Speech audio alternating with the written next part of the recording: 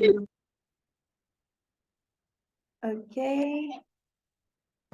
So our brothers and sisters, we're still waiting for you. We want to see your beautiful face. Where are you? Grace, it's nice to see you. Donald. Yeah, thank you so much, you guys. Comfort. Okay, hello everyone. Thank you so much for joining us and for being here with us. So as you know, we are currently in a very special period of receiving the matching announcements. So this is really one of the most important steps of our life. So I believe that some of your parents have already received your potential match, and maybe some of you have already received the announcements from your parents as well. So I can imagine how excited you must be feeling, or maybe even how nervous you must feel at this moment. I remember when I received my match, actually before I received my match, I already decided that whoever it is, I already love my match. I already love my spouse. And then finally, when my match was presented to me, my head was in the clouds. It's like I was dreaming, and everybody who saw me knew that she's really happy, because even normal things like just going out to the shop and walking was something that was so joyful for me. Like I couldn't even walk. I was literally skipping, like with my hands flying around. And so I'm just trying to imagine how all of you guys feel. And this atmosphere is just bringing a lot of nostalgia, and I'm really, really excited for all of you. So I hope that you feel the same way, happy, excited, and joyful, because it should be something which is joyful, something which is sunny and cheerful, because among all of us, Heavenly Parent is the most happy and also the most excited.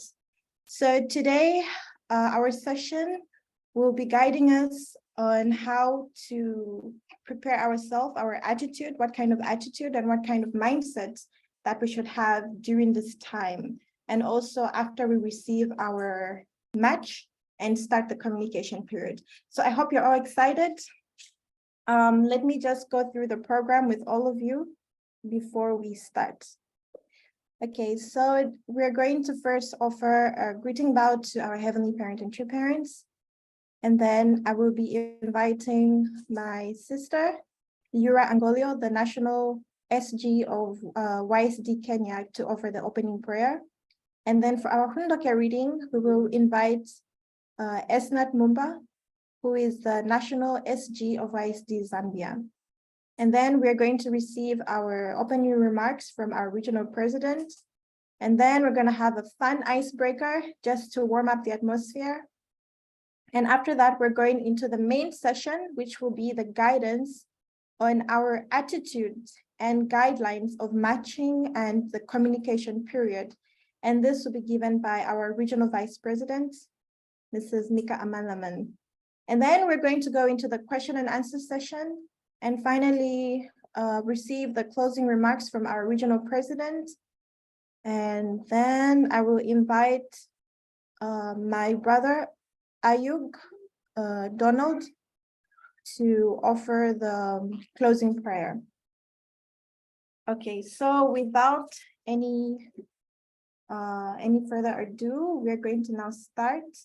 And I would like to invite the tech team to display our True Parents picture so that we can give our greetings to our Heavenly Parent and True Parents. So tech team, if you're ready. Thank you. Okay, so let us all offer a half bow to our Heavenly Parent and True Parents. Chanjin, Champmaninke, Kambe, Haro. Okay, thank you. So now allow me to invite my sister, Yura Angolio, to offer the opening prayer. Good evening, Heavenly Parent, Holy Community members. Please kindly join me in our opening prayer. Good evening, our most precious and beloved Heavenly Parents, our beloved true parents. Before you are your sons and daughters, Heavenly Parents, from different countries. From Shin Africa, Heavenly Parents, we are gathered before you to begin our session, Heavenly Parents. For your children, Heavenly Parents, in regards to the blessing, Heavenly Parents. We are so much grateful and honored, Heavenly Parents, for all the efforts that our parents are really putting, Heavenly Parents, for our sake, so that each and every one of us, Heavenly Parent, can be able to have a clear understanding, Heavenly Parent, in the significance and importance of the blessing. As we prepare for the John Cosmic blessing that is coming in this month of May, Heavenly Parent, there's so much going on, both internally and externally, Heavenly Parent. But to take this time, Heavenly Parent, to say thank you, that you can be able to really prepare ourselves eternally, Heavenly Parent, and also internally, Heavenly Parent, we may really understand, Heavenly Parent, truly what you really want from us. So thank you so much for this moment, that each and every one is able to join, Heavenly Parent, and those who are still joining us, and all the preparations that are being done, Heavenly Parent, for us to be able to really have this session today. Heavenly Parent, thank you so much. As we begin this session, we'd like to invite your presence that you may begin and end with us, Heavenly Parent. I pray for every Central Blessed family members in Shin Africa, Heavenly Parent, our second and third generation, Heavenly Parent, and also not forgetting our beloved true mother, Heavenly Parent, for her unconditional love, and also for all the support that she is really investing in us, Heavenly Parent. We're not worthy, Heavenly Parent. We don't deserve her love, Heavenly Parent, but here we are because of her. So Heavenly Parent, let us do our very best, each and every one of us, Heavenly Parent, in fulfilling our responsibilities, Heavenly Parent, and doing our utmost best as we attend our beloved true parents, Heavenly Parent. We may be able to be sincere in our devotion and also in our Johnson, Heavenly Parent, but also we may be able to really invest our hearts in all that we do, Heavenly Parent. We are sorry for our shortcomings, for inadequacies, Heavenly Parent, and if we haven't really done so much for the providence, we hope, Heavenly Parent, we may be able to really do our very best to really unite and attend our beloved true parents. So let us be able to join together as brothers and sisters, Heavenly Parents, of this Heavenly Parent Holy Community, Heavenly Parent, and be able to really work together, Heavenly Parent, to be able to uplift our continent of Africa. So thank you for this moment, for each and everyone joining, Heavenly Parent. I would like to sincerely report on behalf of your sons and daughters, with humility and gratitude, Heavenly Parent. In my name, Angolio, daughter of Reverend and Mrs. Angolio, from the Angolio Central Blessed family. Adieu. Adieu.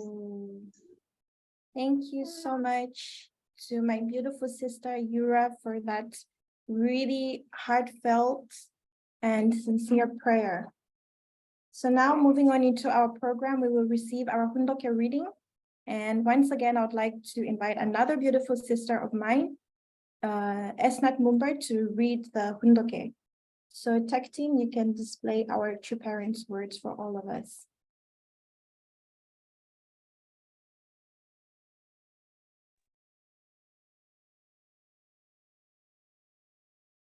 Good evening to our regional president and regional vice president. Good evening to Ochonangok leaders, blessed families, and my brothers and sisters.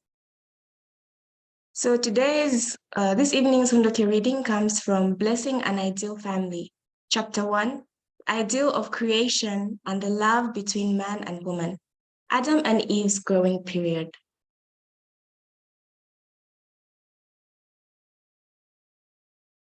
Adam and Eve were created with the possibility of becoming perfect without any sin. They were to grow to perfection by obeying God's law. During the growing period, on the way to becoming a mature man and a woman, they were meant to remain as brother and sister. They were to establish the true tradition of living as brother and sister. During the period of adolescence, the love between man and woman begins to ripen. God must have been waiting, watching, and anticipating the day when they could embark on the road of mature love. In the divine principle taught in the Unification Church, this period is called the realm of dominion based on accomplishments through the principle. Without completing the growing period, one cannot establish the foundation for mature love. God waits for human beings to complete the growing period, for the time when he can directly rule them with love. This is why the growing period is termed the realm of dominion based on accomplishments through the principle. The reason God told Adam and Eve, "Do not eat," was that it was not yet time for them to love each other. Since Adam and Eve were still in the growing period, God gave them the commandment to wait until they had matured.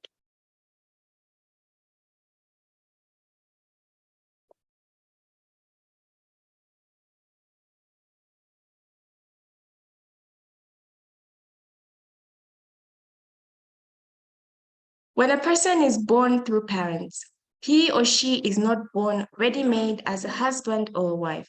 Rather, he or she is born as a son or a daughter and is educated about love. Through education about love, people learn how to unite with each other. Therefore, we must stand before God in order to receive education about love that is centered on God's love. We should receive this education of love until we understand the standard of all value and until we become mature. From this point of view, one might ask whether Adam and Eve were growing up in God's love. There is no mention of this in the Bible. Instead, the Bible begins with a story about the fall. What attitude should Adam and Eve have shown in order to receive this education? Because God the parent related with Adam and Eve as his children, Adam and Eve should have followed wherever God went and should have remained under his supervision.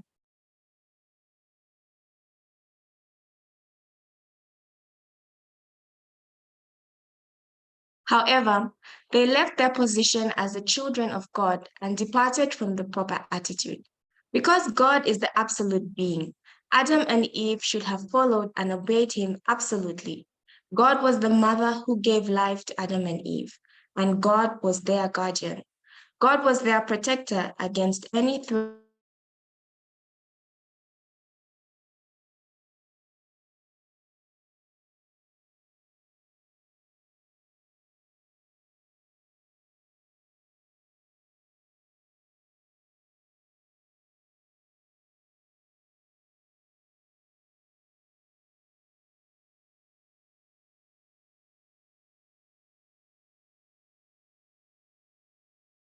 Okay, looks like our Unlocker reader has some internet issues. Okay, so I will continue reading the Unlocker. God To their lives. Moreover, it is obvious that God would have enjoyed each other more than they loved him.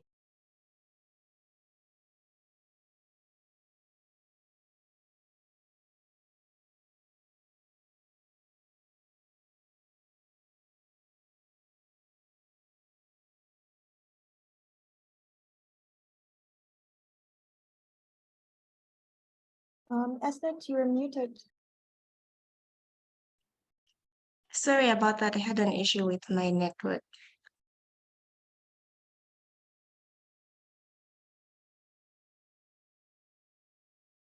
Sorry. I will begin from the first part. However, they left their position as the children of God and departed from the proper attitude. Because God is the absolute being, Adam and Eve should have followed and obeyed him absolutely. God was the mother who gave life to Adam and Eve, and God was their guardian. God was their protector against any threat to their lives. Moreover, it is obvious that God would have enjoyed seeing Adam and Eve attain maturity and love each other more than they loved him. Why? God is their subject partner. When God's object partners become the wonderful embodiments of love, God as the subject partner will feel much greater value in loving them. Therefore, God's joy would increase. This is the very first law of creation for human beings. However, since a fallen human being cannot receive this education of love, he cannot even approach that position. Adam and Eve were to be the lords of all creation, yet they should have waited until the time decided by God, their Father, that is, They should have waited until they had matured both physically and spiritually. God also said to Adam and Eve, "Be fruitful and multiply." This means that after their physical and spiritual bodies had matured completely, they were to become husband and wife and to love each other, multiplying sons and daughters.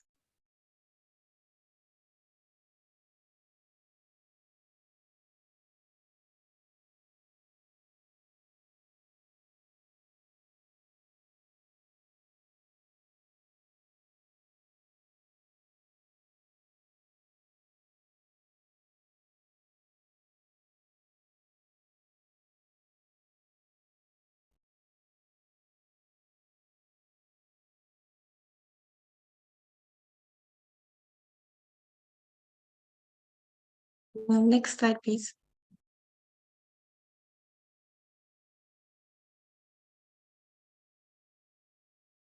While they were physically growing up, Adam and Eve spent much of their time together. When something frightening happened,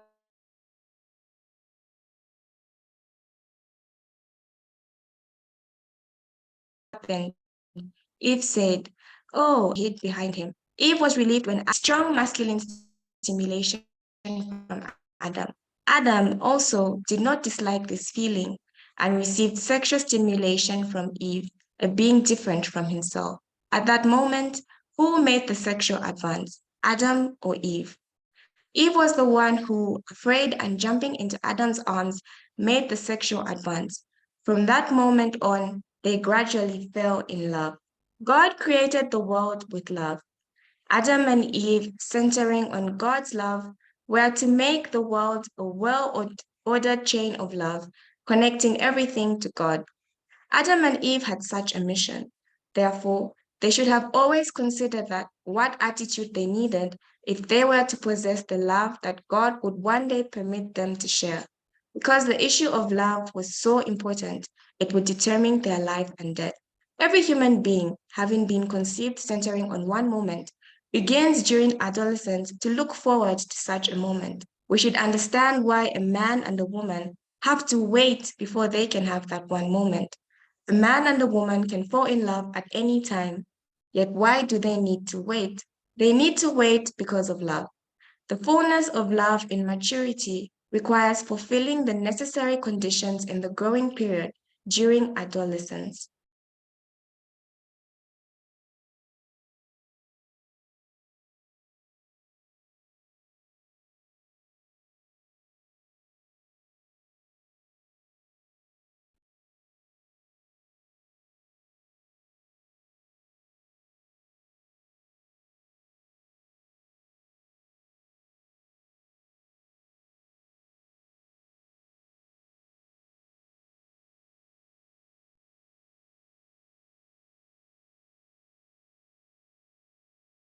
Next slide, please. 16, 17, or 18, they naturally awakened to the opposite sex. Just as when flowers bloom, people are intoxicated by their fragrance. When Adam and Eve reached adolescence, they began to think about the opposite sex. God also was caught up in this fragrance. Then the three, God's love and Adam and Eve's minds and bodies, were to become one, at a point which would have become the core of the universe. They would then have entered the original orbit, which was to have controlled all love. However, Adam and Eve fell from this point. If Adam and Eve had not fallen, they would have become completely one. If they had become one, God could never leave them, and Adam and Eve could never leave either. From that point, all the generations would have been connected, realizing the ideal tribe, nation, and world. This world would have become a world of splendor, the kingdom of heaven on earth.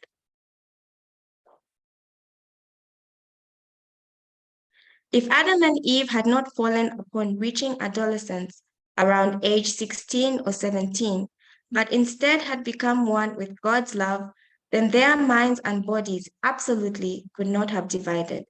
With perfect life and perfect love, Adam and Eve would have become a true man and true woman living in a true environment. After the fall, Adam and Eve always remembered the feeling of anticipation, hoping to stand in that position. Throughout their lives, they long to find that original position and to think, to live, and to love as they were intended to. They surely wanted their children to live in that world. When can human beings become completely one with God and receive the direct dominion of God? It is the time when man and woman individually become perfect and begin to have give and take of love with each other in an environment equipped for the reciprocal relationship of subject and object and for the original human love matured in all aspects. When it happens, God and human beings form a complete whole centering on love and start revolving around the eternal original orbit. Waju. Aju. Let us give a round of applause to show our appreciation for our true parents' words. Thank you. Thank you so much. And thank you so much to my dear sister Esnat for that very beautiful reading, despite the poor internet connection. OK, donc maintenant, nous sommes dans la prochaine phase de notre programme. Et je voudrais parler juste un peu de français, juste pour accueillir notre cher papa d'Afrique. Donc, tout le monde, s'il vous plaît, joignez-moi pour accueillir notre cher papa avec beaucoup d'amour. Notre papa, Reverend Jean-Pierre Kadima.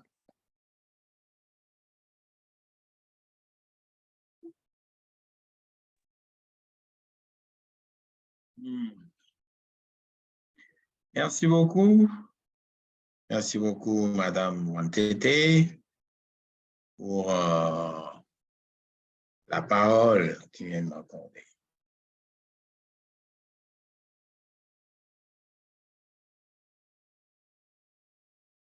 Bonsoir, Madame Vice-présidente.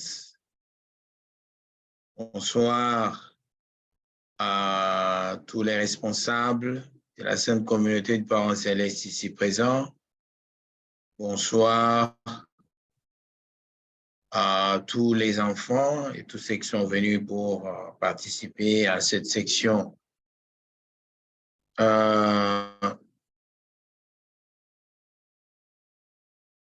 Comme nous venons de le suivre, Adam et Ève devaient d'abord vivre comme frères et sœurs, ensuite devenir mari et femme et trouver dans chacun d'eux ce partenaire d'amour et en plus continuer de marcher ensemble. Et vous allez voir que dans le jardin d'Adam, il y a eu un problème de communication. La vraie communication n'étant pas passée, la vraie communication n'étant pas assurée, l'archange a dit usurper ce qui n'était pas sa propriété. Adam a été distrait. C'est comme ça que l'archange a usurpé et Ève est tombée. Ève également, à cause de sa mauvaise communication, est parvenue à amener. And because of that wrong communication, she also brought Adam on a very slippery path, and it has just been a snowball effect of catastrophe. Whereas the first communication that they received from the Heavenly Parent was to not eat the fruit of the tree of knowledge of good and evil. Yet that communication did not stay in their hearts because they were not able to stand as brothers and sisters, look at the ideal, and receive God's word, and also understand truly the content of what it meant to not eat, to not touch, do not even look. They could stay together, hold hands, but look towards the ideal. But since there was not a good communication, l'abandon de la position, since la there was that été brouillée par Satan, abandon of the communication est arrivé. of, let's say, the responsibility, then Maintenant, nous nous retrouvons Satan brought his own version of the communication. And so now we find ourselves in the path of restoration with our true parents who opened the path. They have suffered, they paid indemnity to give us the blessing in their position of parents, in the position of parents. And we ourselves, finding ourselves in that same position, want to share that blessing and give it to our children. And so this period that we are in currently, as the MC introduced, maybe some already know Ils vont marcher ensemble. of whom they will be walking on this path with. So it is to help you understand the importance of this moment and how to communicate. It is very crucial for you to understand it, to avoid any kind of derailing, to avoid miscommunication, to avoid for Satan's words to be between us and to blur the true communication. It was necessary for us to organize this session so that we can accompany you in the communication, because it is very important. When you are in this period and you do not communicate and you do not know how to communicate, then everything risks to be destroyed. And so here we will see how to communicate. What are the ways, the know-how of the communication, so as to get to the completion of the reason for which we are here, the reason what we have waited and why we are here. So we've gone through this path and we are entering the moment where those concerned will be entering in communication. So it asks for a lot. You need a lot in this moment. So, and you'll be receiving that. So please pay attention, stay focused, so that you may know what risk creating issues and how you need to communicate. So once again, thank you for coming, and this session is now opened.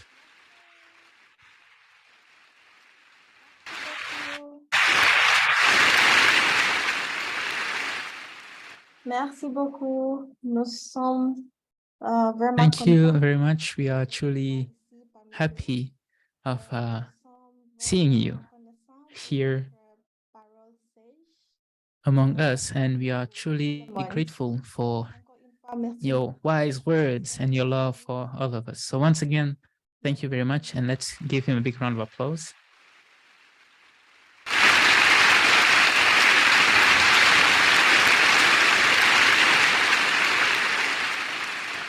Okay, so now before we go into our main session, we're going to have a little bit of fun.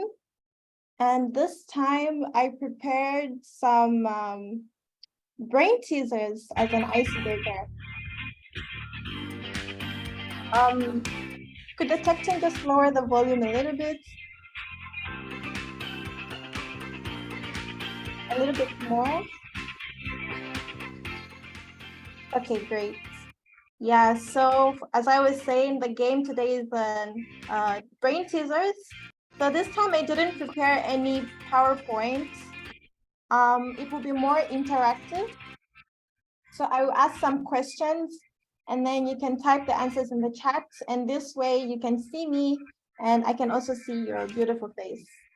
So are you ready for the brain teasers? Okay, this is going to be fun, not only fun, but also for those who are worried or stressing. It's a really good way to get your mind off all of that and just relax and enjoy, to prepare ourselves for today's session. Okay, so Can you hear me with the music playing in the background? I'm not sure if you're able to hear me. Okay, okay, great. So everyone can join in this brain teaser, all parents, leaders also, and all brothers and sisters, okay? Feel free. So the first question is, please pay attention.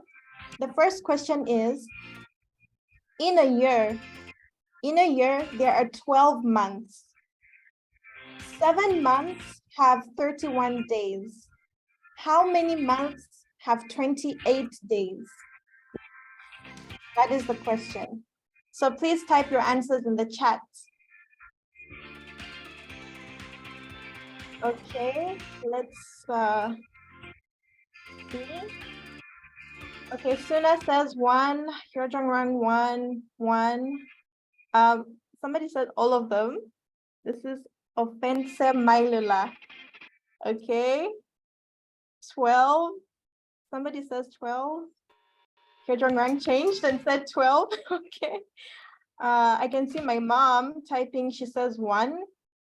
And okay, many people are saying 1, but actually the answer is all of them. All the months have 28 days. Okay, that was a tricky one, but yeah, I could see some of them got the question right. Okay, so the next one is, before Mount Everest was discovered, what was the highest mountain in the world? Before Mount Everest was discovered, what was the highest mountain in the world? Okay, let's see the answers. Anyone? Did you get the question?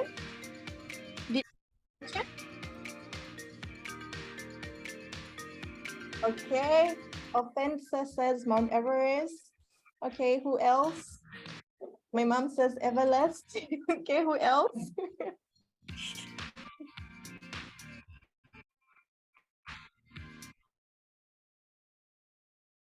Oh, okay, Mount Everest, Mount Sinai. Oko says Mount Sinai. Jordan Rang says Mount Kanchenjunga. Okay, there's Mount Kilimanjaro. Okay. Valentin says the Himalayas. Okay, so the first one who answered Mount Everest, this was Offense. That is correct. Okay, it was still the highest mountain, even though it was not discovered yet. Okay, so you got it right again. This is the second time. Okay, now please listen to the next question. The next brain teaser says, a plane crashes on the border of the US and Canada. A plane crashes on the border of the US and Canada. So where do they bury the survivors? Where will they be buried? Okay. It seems like some of you already know this one. So Tehuan says there are no survivors. Joshua says nowhere. Okay, yeah, actually you guys know this one. So you don't bury survivors, right? Because they survived. Okay, so I couldn't get you with this one. Let's move on to the next one. Okay, so the next one says, I do not have any special powers, but I can predict the score of any football game before it begins. How can I do this? I do not have any special powers, but I can predict the score of any football game before it begins. How can I do this? Okay, let's see the answers. Okay, Tehuan says scoreboard. Lebo Gang says it's 0-0. Tehuan says the same. Pyonghwan says betting in winner. Suna says juju. Okay. And Joshua says it's a draw. Dylan, right pronostics. Giffy says intuition. Okay, Cape Town says traffic the game. Okay, so many answers. The most interesting was the juju one. Okay, actually, Tehwan was right. Before any game, the score is always 0-0. So that's how you can know, right? Okay, so let's move on to the next one. I hope you guys are enjoying this. For me, I really loved brain teasers. Okay, so the next one reads, imagine that you're in a boat and in the middle of the sea. Suddenly, you are surrounded by hungry sharks just waiting to feed on you. How can you put an end to this? Okay, this is a really scary situation. How can you put an end to this? Okay, I can see one answer. Somebody says, stop imagining. Okay, you guys who know the answers, at least let those who don't know struggle a little bit. Okay, Damien says it's impossible. I wake up, stop thinking. Okay. Okay, so most of you know this one already. Yeah. So the answer is just stop imagining. That's how you can put an end to it, right? You stop thinking, you stop imagining. Okay, so you guys got it. You guys are really smart. Okay, let's move on to the next one. The next one says, which travels faster, hot or cold? Which one travels faster between hot and cold? Answers? Okay, Shaloma says hot. Okay, let's hear from the others. Shaw, okay, hot travels faster. Hot, and what is the reason? I wonder, do you know the reason why? Why do you say hot? Okay, Tehwan just gave a hint in the group. Okay, so the answer is hot is faster. Why? Because you can catch a cold, right? You get it? You can catch a cold, but you cannot catch a hot. So hot is always faster. Okay. Okay, so great job, you guys. Okay, so the next one is what can you hold without ever touching or using your hands? What can you hold without touching it or without using your hands? I hope you guys are not Googling the answers. Unfortunately, I cannot see you because you guys are really getting the answers right. Okay, so everybody is saying breath, and that is the right answer. Okay, so now the next one is a little bit difficult, I hope, for you guys. Okay, so the next one reads, a boy is walking down the road with a doctor. And while the boy is the doctor's son, the doctor is not the boy's father. Then who is the doctor? Okay, I'm waiting for your answers. Who is the doctor? Okay, I will repeat it. A boy is walking down the road with a doctor. While the boy is the doctor's son, the doctor is not the boy's father. So who is the doctor? Okay, I'll repeat it one more time. A boy is walking down the road with a doctor. While the boy is the doctor's son, the doctor is not the boy's father. Then who is the doctor? Okay, Suna said the godfather. Offensa says the mother, and Biol says the mother as well. Gigi says mother. Okay, from there, everybody is saying mother. Okay, so that is the right answer. And for me, when I first heard this brain teaser, I really did not know the answer. But actually, yeah, the doctor is the mother, right? It's as simple as that. There's nothing tricky or complicated here. Okay,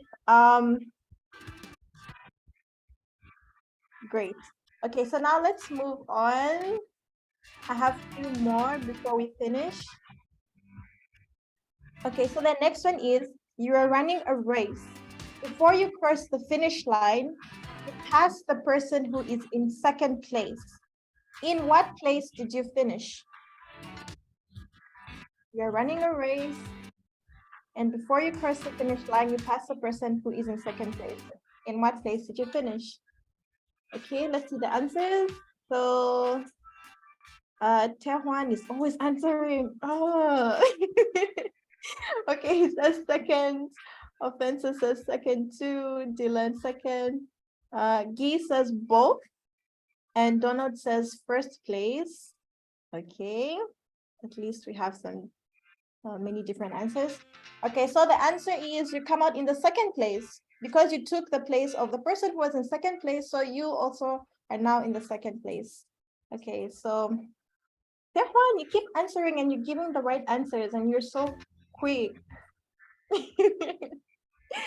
Okay, so let's move on now with, I have about 2 more remaining. Okay, so this one reads, what gets wetter and wetter the more it dries? The more it dries, the wetter it gets. What is it? Spencer is always answering as well. Yes, actually that's right. It's a towel. The more you use your towel to dry yourself, right, it gets wetter. So yes, you guys are really, really smart, smarter than I thought. When I was preparing this, I thought, this is really gonna be fun. And I really kind of worried that you may not be able to get the answers, but you got all of them. Okay, so now for the next one, it says, a man was outside taking a walk when it started to rain. The man didn't have an umbrella and he wasn't wearing a hat. His clothes got soaked, yet not a single hair on his head got wet. How could this happen?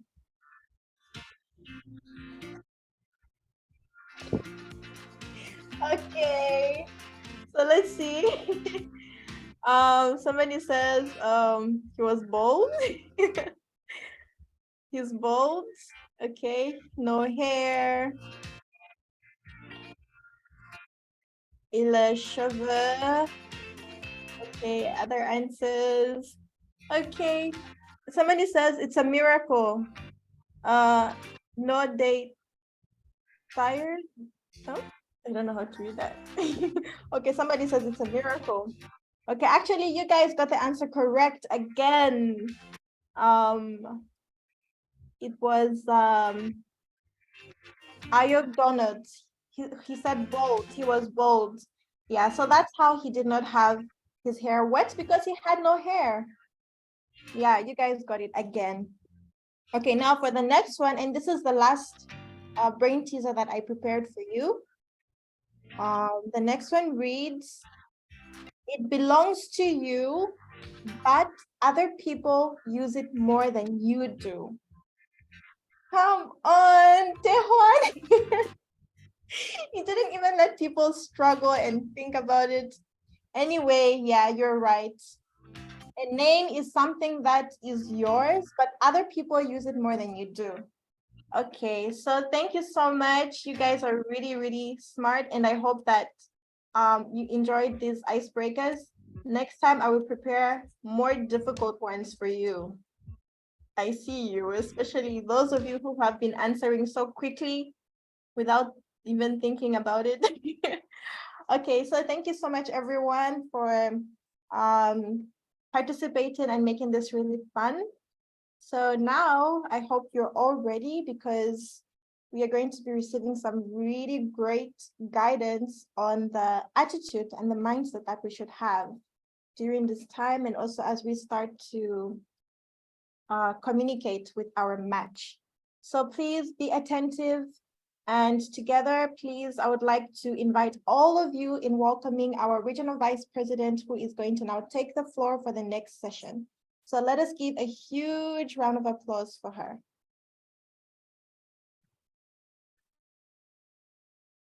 Okay, thank you, Sunmi, for that beautiful.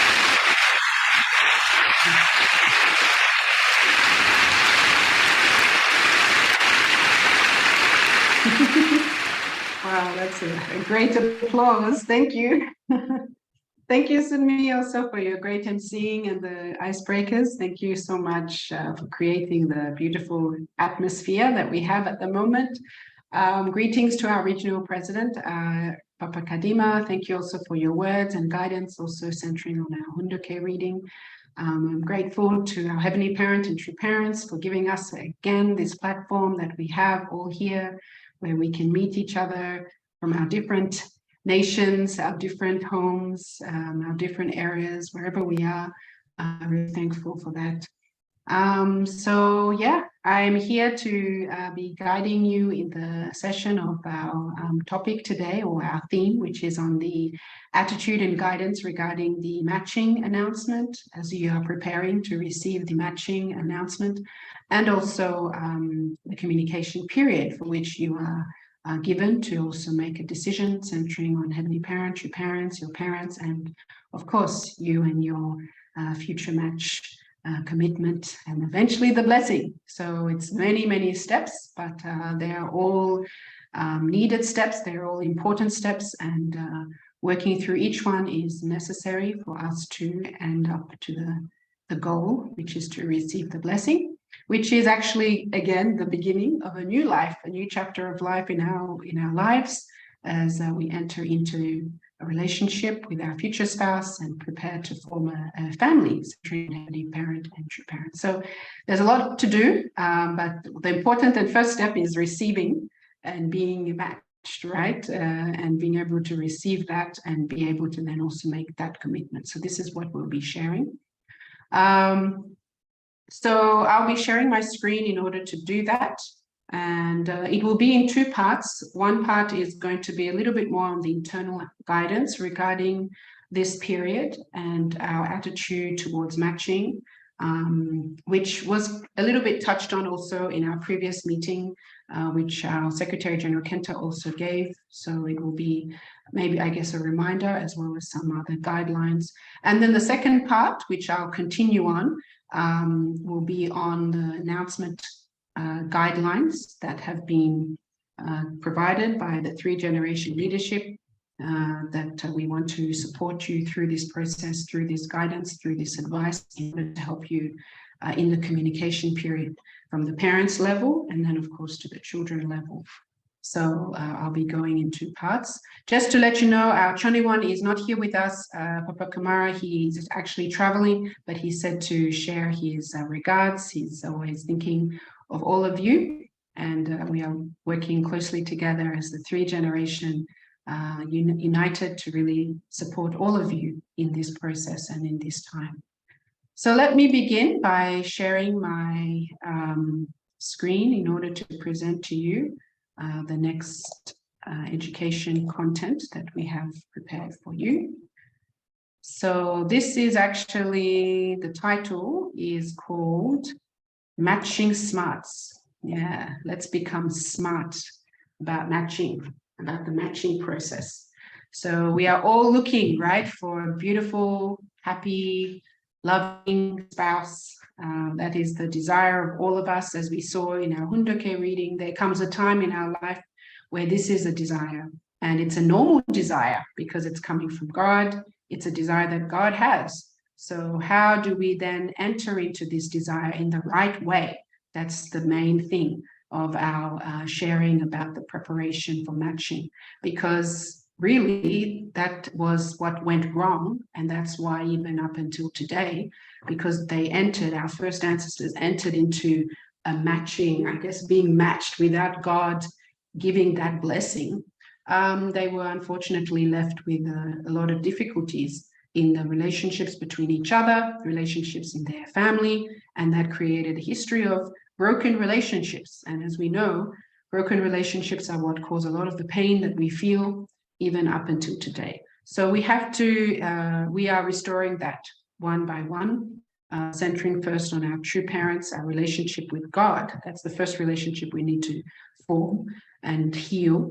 And then our relationship with our parents, our relationship with our siblings, our relationship with our children, our spouse, and eventually our relationship with our children. So we are really in a process of restoring that. And I definitely feel we are starting. There's still a long way to go, but we are starting, and I'm grateful that we can have such a great guidance from our true parents to start the process.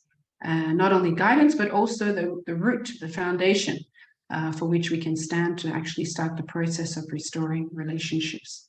So a healthy relationship has a vertical and horizontal aspect in regards to its completion. Focusing, having only on the vertical or having no horizontal, eventually you can't continue. So you need the vertical and then you need the horizontal. At the same time, if you just have the horizontal without the vertical, you also realize you can't continue. So actually, we need to build a balance between the two. And one thing that unfortunately happened as a result of the fall is we lost the vertical and focused only on the horizontal. So that's why when we look at life today, love is seen more on the horizontal first, you know, how you feel, attraction, connection on the horizontal level, communication, without necessarily bringing the vertical into it. So that's where a lot of the problem lies, and that's what we are here to fix as the next generation of God's children. We are here to really bring back the true original pathway, I guess you could say, or criteria to a healthy relationship. So most of us, maybe, I don't know, but in the way the world looks at love, you know, we kind of want to have love between someone we feel attracted to and connected to and a best friend.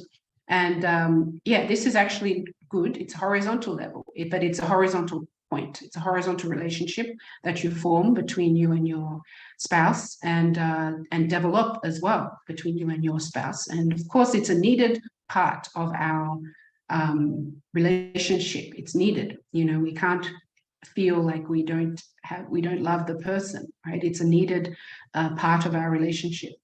However, it's not the only thing. In fact, in a way, it's a little bit secondary to something more, because these kind of things can be built and raised, just like we know, even with friendship, it doesn't just come straight away. There's communication, there's common habits, common activities that you do together. And so they can be formed. They can actually be formed and develop over time. So it is something that it can be built, and that's where we need to obviously make the effort to build it. But it's something that we can bring into our lives and into our relationships. So that's a normal horizontal part of a relationship. However, we also have the vertical aspect, which I feel, or which has been shared as regarding our values and our goals, centering more on the vertical, right? What is it that we really value, centering on our Heavenly Parent, our true parents, and our goals for the family, beyond just the horizontal relationship. It's more than that. And having that shared, you know, you and your partner, your spouse, having a shared vision, shared goals, shared values, that's also a very stable, a vertical, I guess, aligned criteria that helps you to make sure that you always return back to that. Even if there might be some struggle horizontal, if those are very clear and those are something you really unite with, then surely you can keep going because they are stronger. The vertical criteria, in a way, centering on God, is where really the source of all the other efforts and all the other path to making more effort on the horizontal will come from. If that's not there, then the effort to relate horizontally, if especially things come up that are a bit different, maybe you're not attracted, maybe they don't have the same habits or the same activities, the effort to create attraction or the effort to create and have a common base will become lost. It's not easy without that vertical standard being at least very clear to you and also to your partner. So that's why in our teaching, we really emphasize the vertical first, because it's something that has been removed from our lifestyle in society and something we need to bring back. It's not easy to bring back. That's why it sometimes seems a bit difficult, but it is a needed path. And that's the process of also creating now the true relationships originally intended by our Heavenly Parent and true parents. So true love, according to True Father's quote, what is true love? At the intersection of vertical, right, and horizontal, true love forms a 90-degree angle and must fit in anywhere it goes. It should fit in Eastern homes, in Western homes alike. True love can fit in anywhere and everywhere, regardless of whether there are differences in racial, cultural, and religious backgrounds. So true love with the clear vertical and then also the effort of the horizontal can be with anyone, with anything, any culture, if really we have those two criteria in place. So this is where I feel this quote really emphasizes, true love. And I feel we have to look at true love. If we want love, the true love that we are all aspiring for, let's really learn about it from the right textbook.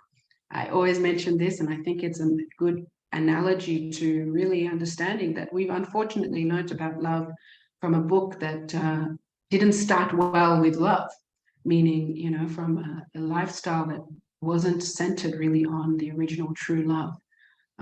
So that's where we need to return back to the original source, which is God.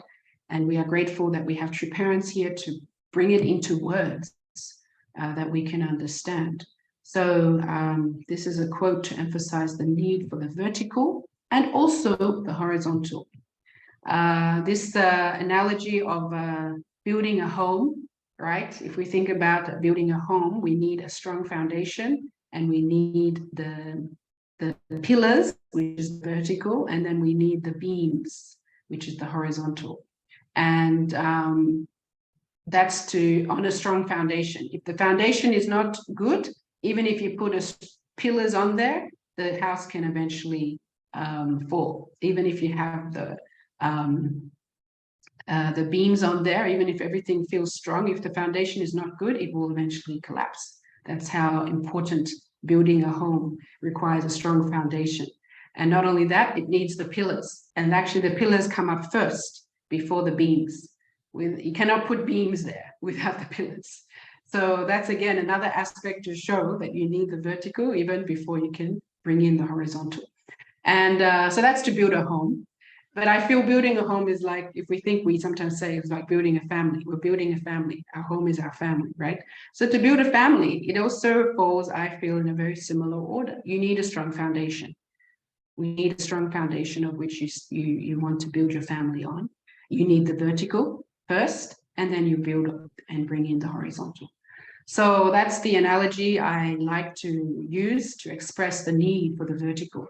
Actually, one, the foundation, which I believe we as our true parents' children, we are lucky to have a foundation centering on God's lineage, not even on a lineage that is not centered on God. Luckily, a second generation, especially, we are in a position to center on God's lineage, of course, and also those who are preparing now also to change their lineage to God's lineage.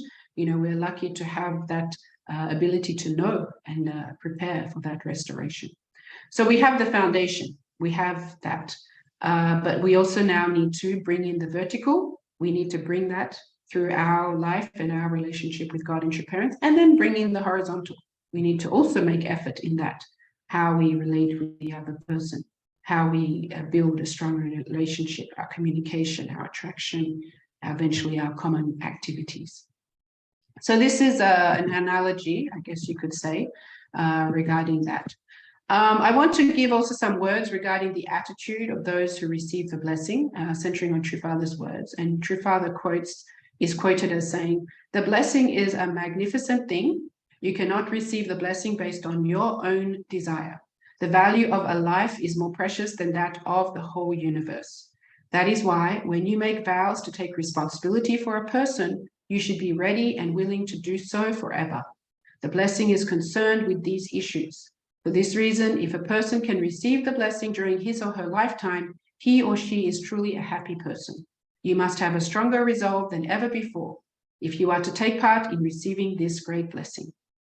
So this point I wanted to highlight, especially that the value of the blessing is very precious, and we should understand that. And also that it's not just for our own self. Sometimes we may feel that, and I feel marriage, maybe the way it's presented in the world, also gives that kind of thought that this is for me and my happy day. Yes, it is meant for you to be happy, and it's meant for you to start a new chapter of life. But just as we came into existence, not because of our own choosing or our own desire, we actually enter into marriage also with more than just for ourselves. In fact, our relationship is not just for me, it's also for my partner, it's also for my family, it's also for my future children. So, and then of course, because of our relationship with God, our knowledge of where we come from, it belongs also to God. So we can't have this concept of it's just for me. Even the marriage ceremony, to be honest, since I've gone through it, it's not something that's just you and your partner. You bring your family, you bring your community, and that kind of tradition that has happened not just because of us, but in general in the world of bringing people together to celebrate the couple is really to bring everyone, part of the couple's lives to kind of celebrate together this new beginning, which doesn't belong to only the couple. It belongs to the two families that will be connected. It belongs to the community that will be built because of the children that you create for the sake of the community and the nation and the world. So it belongs to more than just you. So this is important also to just start reflecting on. I'm not saying you shouldn't think of your day as a happy day. It should be, and it will be, and it can be, but it's something you do need to reflect on, that it's not just for you. Make it a happy day, not just for you, because that's not why you are there for. You have more than just you and your partner, but your family and God and true parents especially. It's really our desire to also bring happiness, because that does bring the greatest happiness to them. Second quote that I want to read is regarding also the same aspect of attitude towards the blessing. And Father mentions, marriage is not something you should enter into casually. It is not something people should do who meet just walking down the street. If people marry simply because they feel affection for one another, as soon as they wed, some misfortune may occur. You should definitely not stand in the position in which you try to succeed based on your own perspective. The blessing is something we do for the sake of the nation and the world. It is also for the sake of future generations. So this also reiterates a little bit what I shared previously, but it's not just for us. And entering into this marriage just for our own sake won't necessarily bring us the joy in the long term. So we should be very clear to look at it not from just our own perspective, but really first and foremost from God's perspective, then going also to our parents' perspective, and making sure that it's aligned really with God's perspective first and foremost. As we are still perfecting ourselves, even parents and children, therefore I always really mention our need to always go back to God and true parents as really representing the perspective that we should be following. So that's some quotes to prepare us for really the attitude that we should have. We also need to recognize that there's a right time for the matching and the blessing, meaning we need to prepare ourselves for that time. And I think the Hundoke reading also today mentioned that a little bit. And even through these quotes, we can see there are changes in our youth that make us now start feeling attracted to the other and opposite sex. So what is important to have in our mind when that happens is really God and the vertical before we engage in anything horizontal, which is what also our original president shared. So True Father mentions, when young men and women meet as young adults, their hearts leap. When these feelings arise, their hearts go through a change. However, if their minds are not fixed on God and they stand on the opposite side, they fall into evil. Our mind must be fixed on God. Love is what allows our mind and heart, when focused on God, to rise to the position of oneness with God's heart. Since people have to go through their lives in that position, they absolutely must have dreams and hopes with love as their center. So it's normal to feel attracted in this period of adolescence where we are wanting to engage and relate with the opposite sex. That's normal. What is important to know in this time, what we should keep very clear is our mind fixing on God. If we engage on the horizontal feeling first, it will always end up in more challenges, misfortune sometimes, and even broken hearts that are not easy to always heal. So something also we should really take note as we in this state of the youth. True Father continues, no matter how pretty a young lady may be, she will have her youth only once. It is like the blooming of the most beautiful flower, a most precious time in her life. Is there any woman who, when reaching young adulthood, would rather live alone? such a person is not a woman. Is there any man who, possessing a fine figure and being in the middle of his energetic days of youth, wants to live by himself? At such a time, men and women always seek their partner. Who do they resemble by doing that? They resemble God. How could such a person seek partnership if God were not like that himself? God is like that. It is the same for both men and women in that they seek out their eternal partner during their energetic youth. That's the most precious time of life.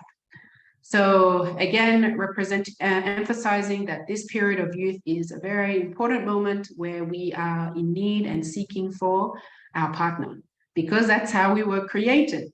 And this is why it is important to make sure that we don't miss this time, meaning that we also make the effort, you know, as I mentioned in some others sharing before, that the first aspect, which is first our relationship with God, which is the first blessing, then moving on to the second blessing before even going to the third, is actually the normal step to follow to really fulfill and be successful. However, because of the fall, we reverse that. Sometimes we want to look for success first, and then we want to look for our wife. Then now we want to maybe be a bit more centered on God.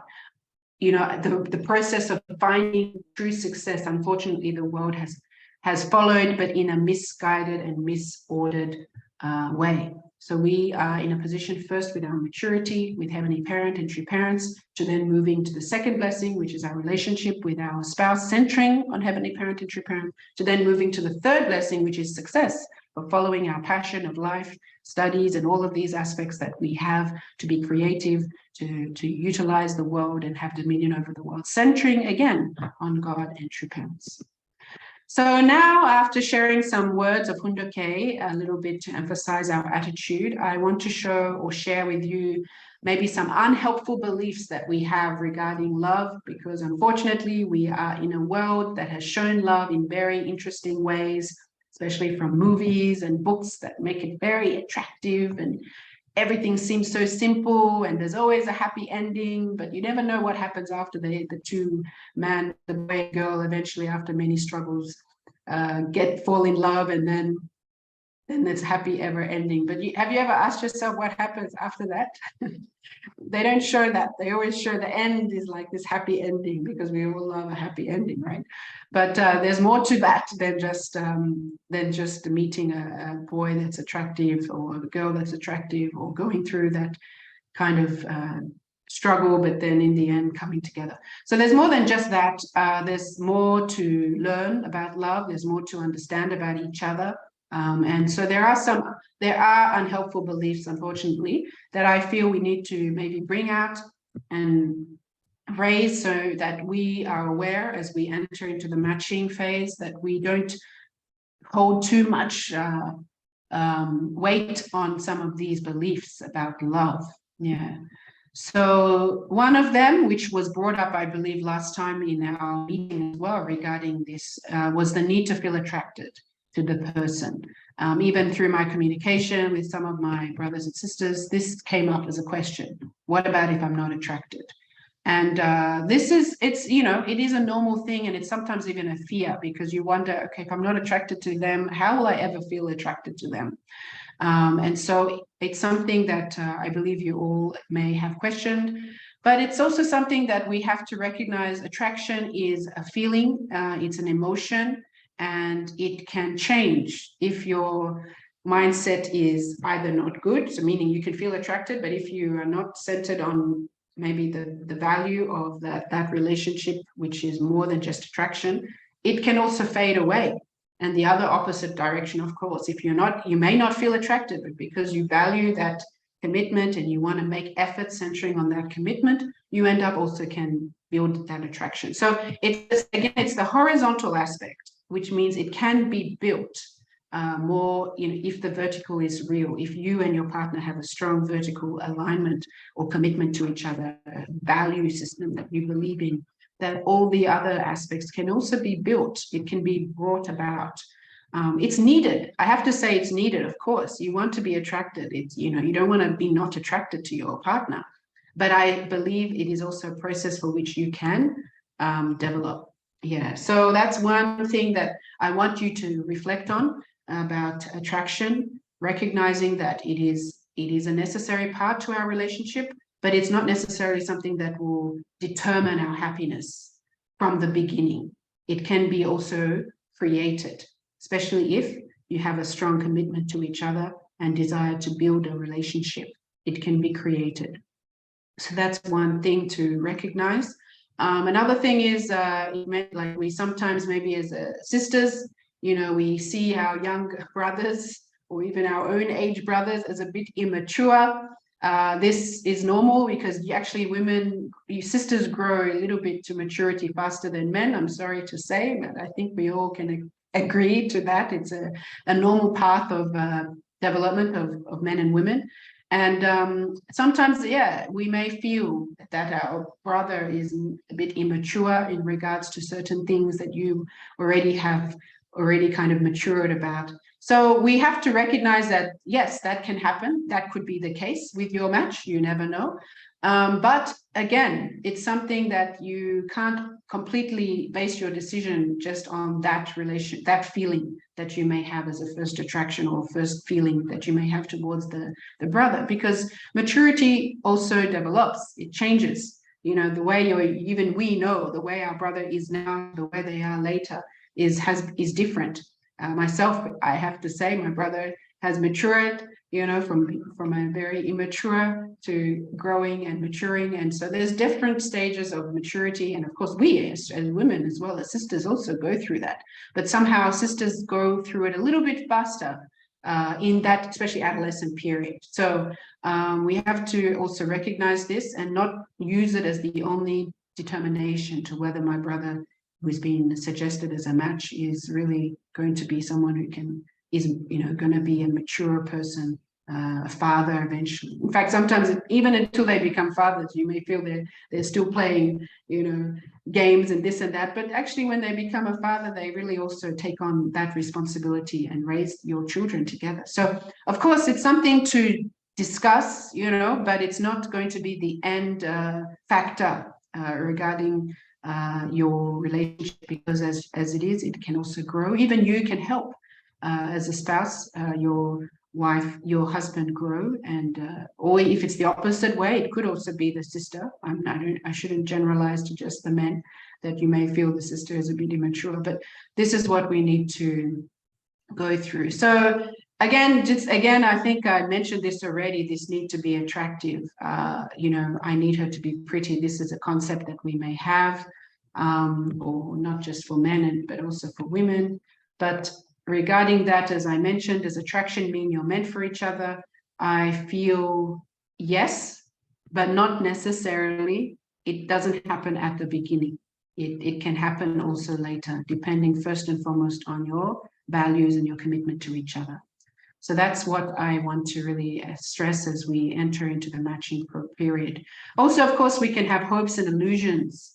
Maybe you fantasized about how you want your wife to be, how you want your husband to be.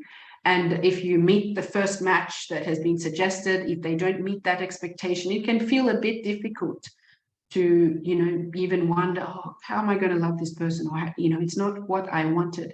So again, this is something we have to also try and remove, meaning they're in our minds, but they're not real.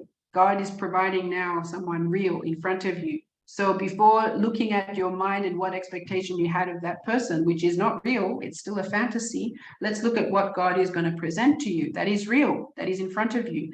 And perhaps through your communication, you start to recognize this person actually is someone that really is meant for me and I'm meant for him. So please let us also try and look at it more from the reality. We are here, we have illusions, we have hopes, and that's good. It's okay. We grow up because we start to want to be with other people. We are attracted to the opposite sex. It's normal to have it, but it shouldn't be the deciding factor because it's not yet real. Your real relationship will be now with you and your future spouse. So let's build that. And everything requires that effort. It's not going to be instant. That's just a dream. That's just a fantasy. It needs to be an effort that you put into it. So you need to be willing to make that effort And it's something also you can create, even that hope that you have of your spouse, you can even maybe create because you start valuing your spouse in the way that you hope her to be. And that also can help you because she sees that you value her so much, right? So this is another aspect that I feel is important. So love grows through investment. This is also very important. It's not instant.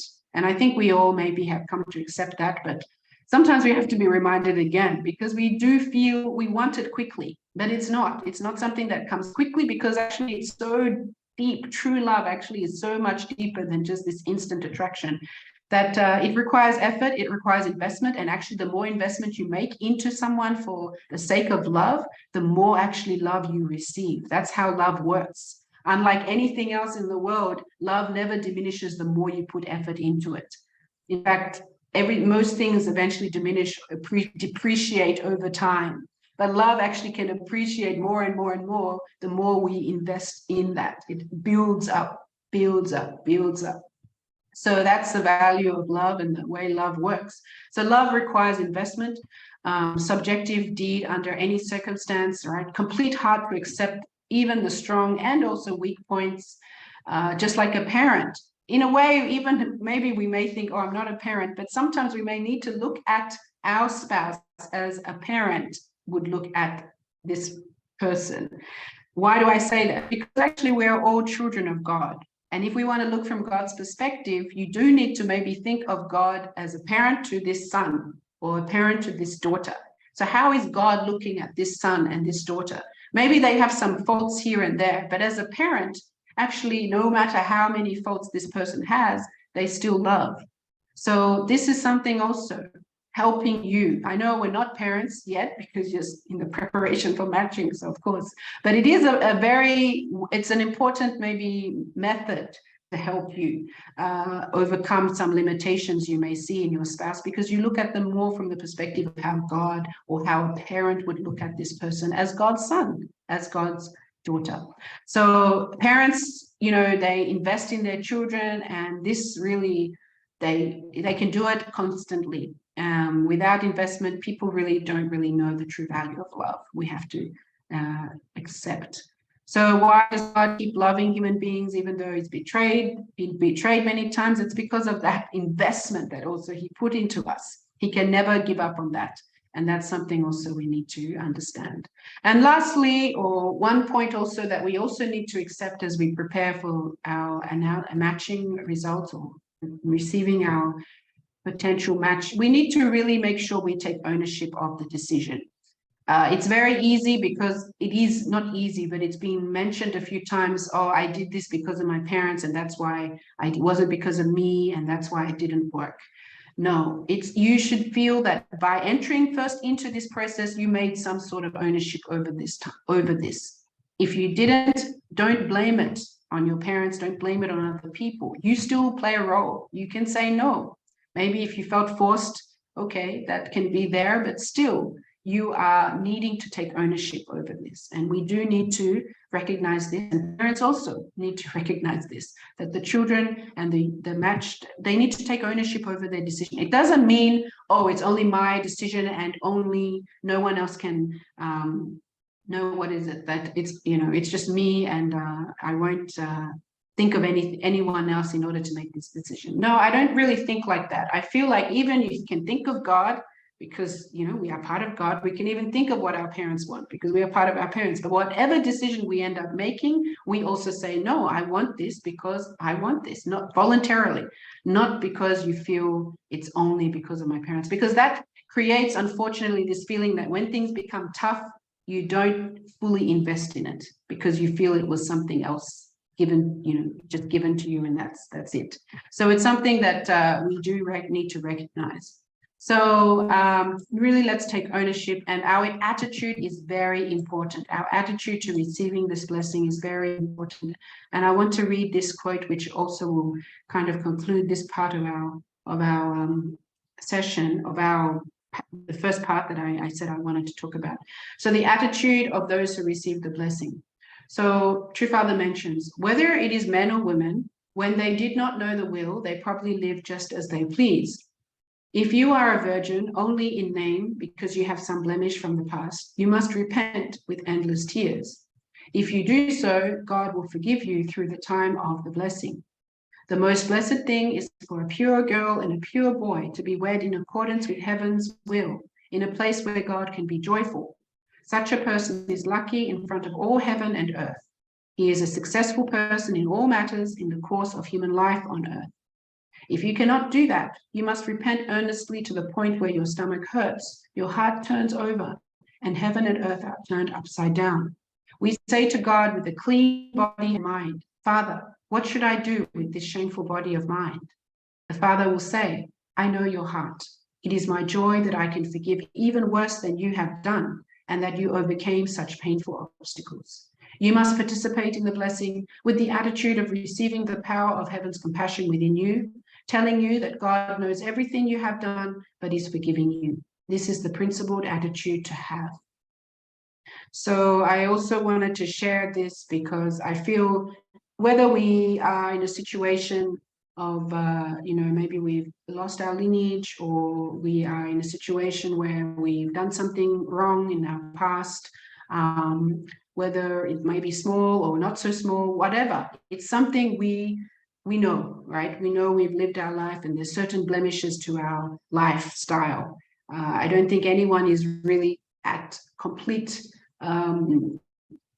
purity in a way because of the fact that we live in an environment that puts blemishes on us here and there, the way we act, the way we talk, the way we do things. So definitely there are some things that we are maybe consciously aware of or maybe unconsciously aware of. And we need to recognize that and recognize that actually through this blessing, we are also really being receiving God's complete forgiveness, despite everything that we may have done or haven't done. I think sometimes we think it's only things that I have done that are okay. That's why I've done something wrong, or because this person has done something wrong, that's why they need to be forgiven. But sometimes it's even things that you haven't done related to God's will. You haven't been a filial child. You haven't attended the traditions accordingly. You haven't really fulfilled what true parents have been asking us to fulfill. So that also is something we do need to recognize. We are very much at fault at times in regards to this. So let us also make that heart of repentance as we enter and prepare ourselves for the blessing. Of course, as we now are entering also in a period of devotion for the special grace, we are very lucky, in fact, to be in a position now to not only go to the blessing, but have even this blessing as a completely new start with no blemishes from the past. Imagine, so this is where I do want us to recognize that heart of God, which is really a God of love, true parents of love, and try and make a clear determination that we will never make any pain to these individuals, this parent that actually loves me despite how much I've pained or may have pained him by not doing it, even connecting to him as I should have. So this is where I really want us to do that as we enter into this period of 40 days for the grace, and also as we prepare for the blessing. So my brothers and sisters, this actually marks the end of this part, which is the internal part regarding how we should be smart about this matching period, meaning really focused on first the vertical, first the foundation that we have, which we are lucky we have from our true parents and our parents, then also bringing the vertical beams, right, centering on God, to then also bring the horizontal relationship that you're going to be forming, and but again, that you can be building. So we want to really emphasize this very strongly. So that marks my first presentation. And now I'll be going into the second one, which is more of an announcement, I guess you could say. Not of your matching results. No, we're not doing that publicly here, but of the guidance regarding the matching and announcement process. So this was actually provided to the parents as well, and I want to provide it to you with a little bit extra guidance as well. So we gave this to the parents on Wednesday of this week, last Wednesday, and this is how we presented it. So I'll just read in order for you to know what are the announcements process at the moment. So phase 1, announcement phase. The parents of the proposed matching will be contacted and interviewed separately by one of the 3 generation leaders. So that includes the regional president, the Chani One co-chair, and myself as vice president. We will meet the parents and present to them the suggested match. The parents then will have 3 days to reflect and pray about the proposal of matching and give their response in writing to the 3-generation leader that they had an interview with.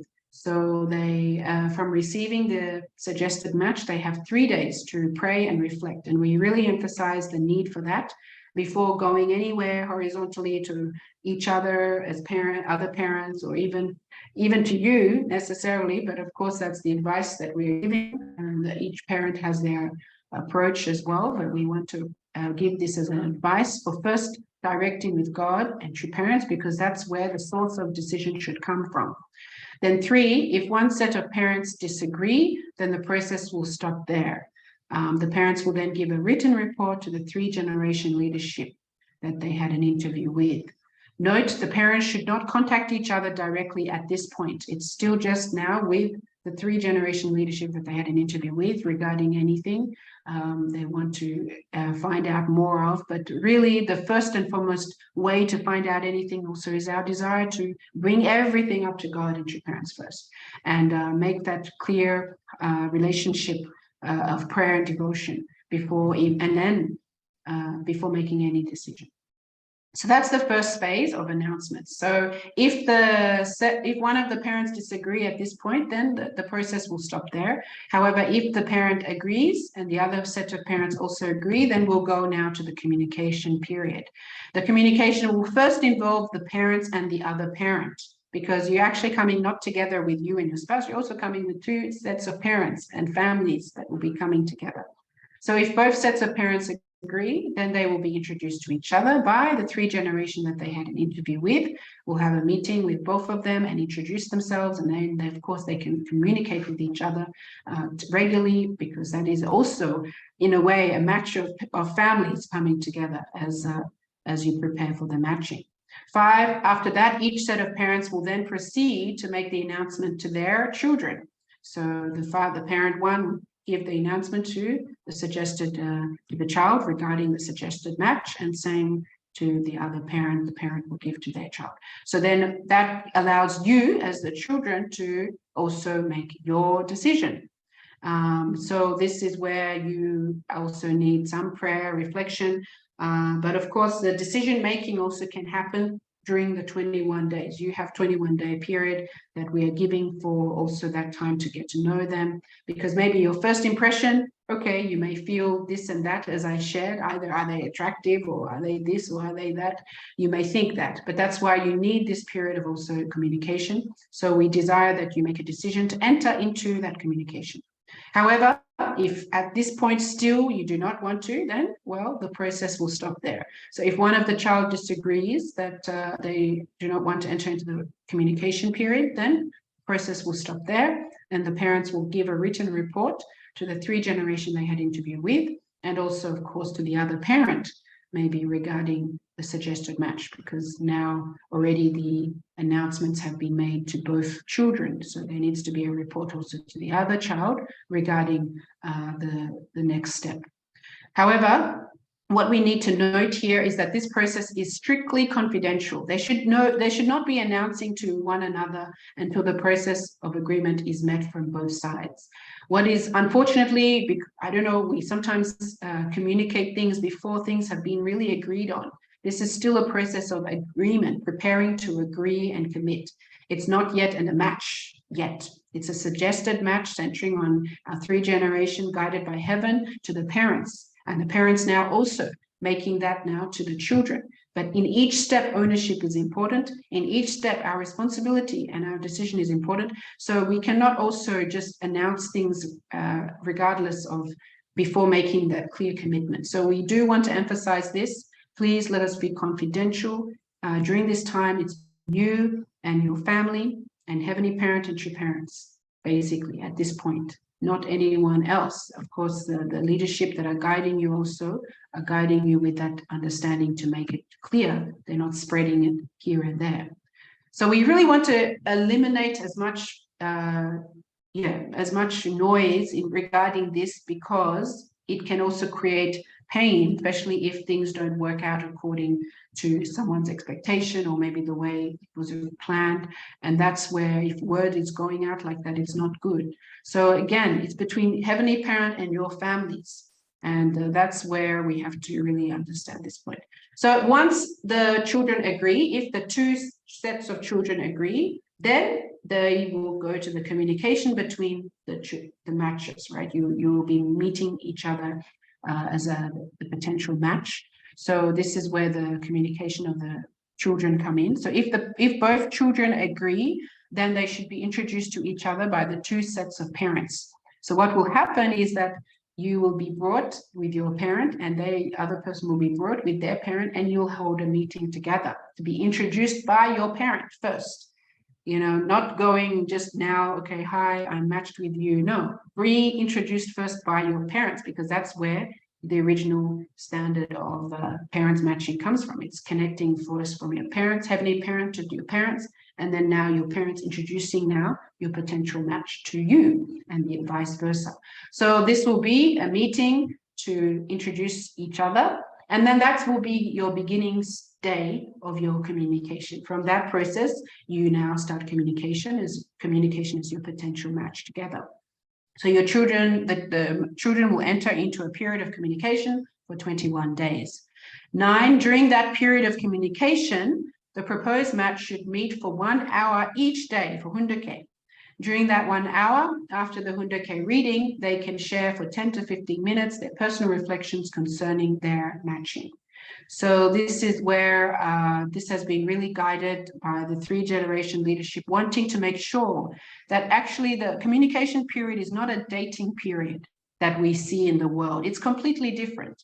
And maybe we associate it a little bit like that because it's like, okay, now I get to meet my eventual partner before I commit, because that's kind of what dating is. It's you meet your partner, you fall attracted to each other, and then eventually you decide to commit.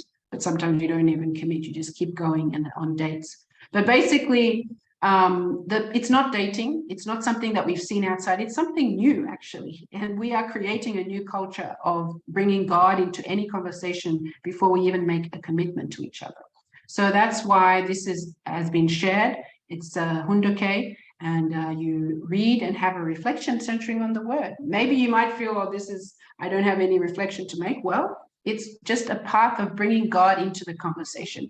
And in a way, it's very good as an to overcome awkwardness also, because sometimes in the early stages of matching, to be honest, you don't even know what to say to each other. So let's say something first centering on what our parent is saying, Heavenly Parent is saying. So I do feel it's a good process.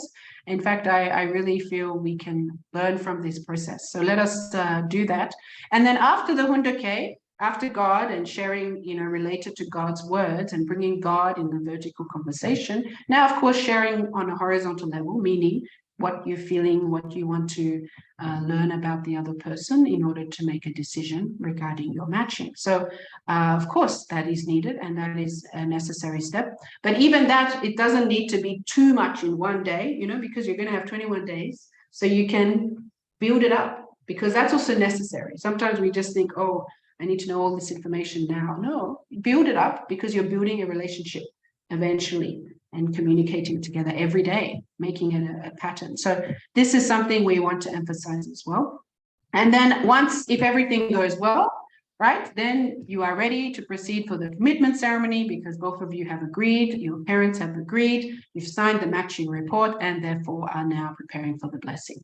So this is where the process, this will be kind of now the next step, which is preparing for the blessing. But if at this point during the 21 days you do not agree for some reason or another, which you have to also be very clear and sensitive about, it's not, you should focus on really first God and your parents, even get your advice from your parents before making a decision. But if in this process you still feel this is not the one, then we have to also stop the process, and clear report needs to be given to the parents, to your parents first, and then of course the parents should report that to the other set of parents. If you're in communication with each other, of course you can mention it to each other as well, but very important is to be very sensitive. Entering into this communication period involves another person. And we do know that hurting of heart is not something we want to go through. So the way of also sharing and why we don't want to go through this process is also important. You know, we cannot hurt people's feelings for no reason. But if it's necessary to stop, it's okay. But it's, again, the way of communication is important. Communicating to your parents also to the other parent, or communication to them directly, but again, with that knowledge of sensitivity to their heart. This is something we have to think about. So this is the phase 3, which is the communication. And note if interpretation is needed, because we have to accept some of you may be matched with another nation, language, barriers are there, but we shouldn't let that stop us from communicating or having Hundake. We have the languages and usually we have the books in 3 languages, right? So let us still do it, but maybe have the guidance of an interpreter to guide us through our sharing. Of course, it may feel a little bit not, personal, but it's possible. And that's even many cases of our parents. They had an interpreter to guide them in their communication, even though it was just for a few minutes to decide if they say yes or no, but it was there. Some people said it wasn't there, but in many cases, they did try and support communication, effective communication. So now just to give more guidance on that communication period, because it's involving now the children, I want to share, what does that mean, the 21-day, what exactly will that look like? So let me give you some guidance about that. First, you'll have a face-to-face meeting with each other, centering on maybe if you're in the same nation, or it could be in the same nation, but most likely it might be on Zoom or video call. We do want to emphasize that. Then during those 21 days, you'll be doing a condition of Hundake together for 1 hour. It will include reading and also reflection of the words. The Hundake content should be based on words of love, a true person, and the blessing. So we gave some suggestions here, the Chonsongyang book 3, Chonsongyang book 4, true person, or book 5, especially chapter 2, which is related to the blessing.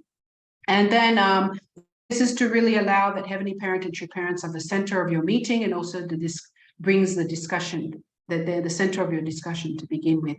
Then after that, we want you to, of course, share with each other for around 10 to 15 minutes regarding your matching and what you want to do about each other, about the matching, in order to guide your decision for the matching. So this is there, and we say 10 to 15 minutes. Actually, the 21 mentions that that's enough. If we calculate up until 21 days, you have a lot of minutes to discuss.